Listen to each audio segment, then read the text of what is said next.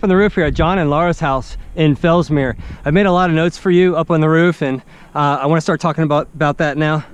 So even as I get off the ladder, just want to let you know that the roof obviously is very steep, and plus with all the granule loss, the granules are not being adhered to very well, and so they're just literally coming off like marble. So it's super sketchy to walk on, so I have to kind of stay to the valleys to stay safe, but I'll illustrate more as I come up.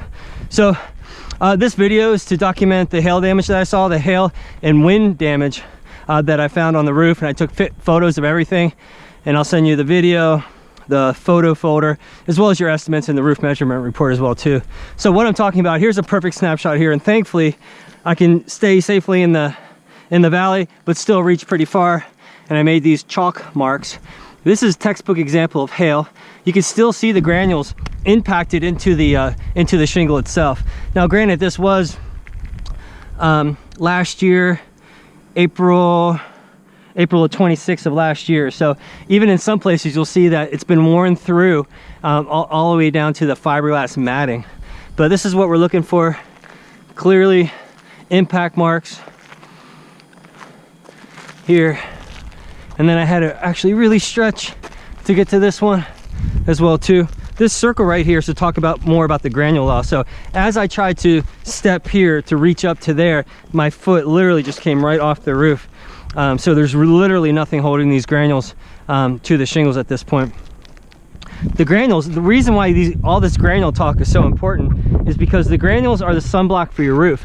When you lose the granules, all the protective chemicals in the asphalt shingles start to leach out, and then the shingles become extraordinarily brittle, just like saltine crackers. They literally just break right off when you touch them, and that's exactly what's happening. And I'll show you this area here where it's definitely the worst that I can get to. On this side of the roof, more textbook examples of hail. This arrow is to talk about the ridge vents. So you have these teeny tiny ridge vents on this huge house.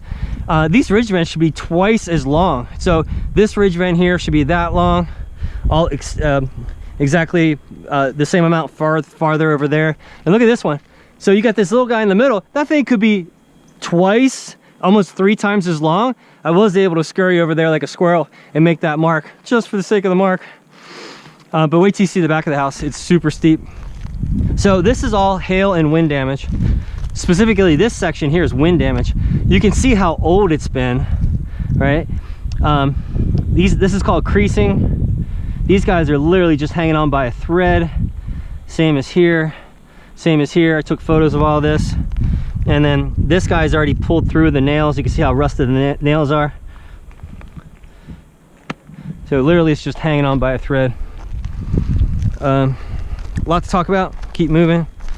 So on the front of the house, some people would just call this normal wear. Well, that's not, because it would be everywhere, right?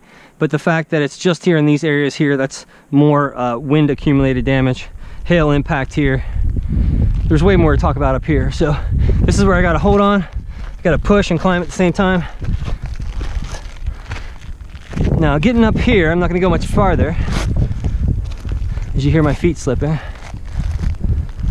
Hey, I'll just hold on. All right, so this is the back of the house. Oh look, all those cap shingles are off. You can literally see down into the attic, which means the water is getting down into the attic. We got to do a once you become our customer, we'll do a temporary repair just to get that patched over, just to keep the water from continually pouring into your attic. Okay, since they're all here, we're going to reboot all the gooseneck vents. We're going to reboot all the bathroom vents. Oh, there's some of the shingles there, just slid down into the valley. The dishes, you're probably, since you're so far out in the country, you're certainly on DirecTV. Your only homework assignment is to call DirecTV and to have those relocated to a pole mast in the yard. You definitely don't want to put satellite dishes on a brand new roof and put all those holes in the roof. So if you would, please call that. And then coming back down here. Oh, okay, way safer here. And then kind of like American Ninja a little bit. And then we can see more of the damage throughout here. And more over here as well. Okay, last 20 seconds, real quick. Let me discuss how Florida native, how we're gonna do your roof correctly. with my example over here. Now, I know you're only interested in shingles. Forgive my metal example here, but it's really the top layer that's not important, not nearly as important as all the layers underneath. So imagine this with me. We're gonna get down to when the time comes to actually redo your roof. We're gonna remove all the shingles, get down to the bare plywood. Anything remotely bad, we're gonna replace. 2 building codes have been upgraded in the last couple years. The first one says, place a new nail holding your plywood to your roof trusses every 6 inches. We're gonna go every 4 to 5 inches. We're gonna double, triple the number of nails holding your plywood to your roof trusses. And then the other really important one, the one I like the best, is we're gonna cover every inch of this bare plywood roof with what's called waterproof barrier. Maybe you've heard of the term peel and stick. Okay, once this stuff touches wood, you cannot literally get it off. So even in the event that, oh, something catastrophic, let's just say your whole fence during a hurricane ends up on top of your roof and damages your brand new shingle roof, the waterproof barrier still, it won't allow the water to get inside your house.